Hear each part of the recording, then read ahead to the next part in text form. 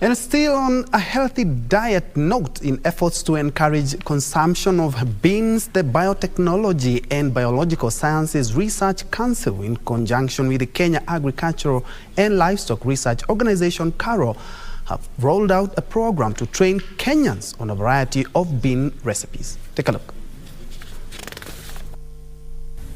The Biotechnology and Biological Sciences Research Council, in conjunction with other partners, were in Kieni West, Nyeri County, to train women on different recipes for beans.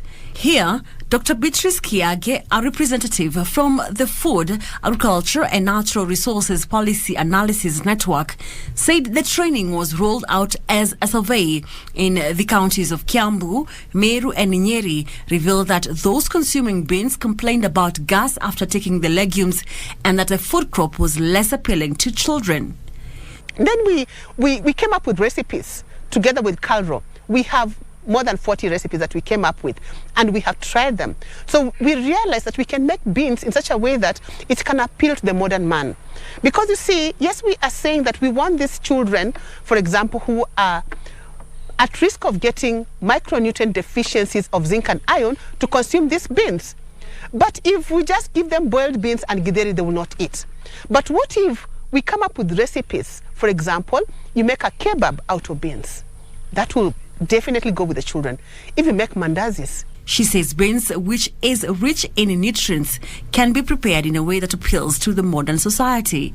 You make donuts, you make bread, you make cakes, you make biscuits, cookies, name it all. We have all this. So you can imagine packing for your child that. They will eat beans, they will get their iron and zinc, and they will be very happy. So we want to make sure that we promote the adoption and consumption of these beans in Africa. The training is being conducted at a time when a third of Kenya's population is at the risk of stunted growth, while over 20 counties are facing hunger due to prolonged drought.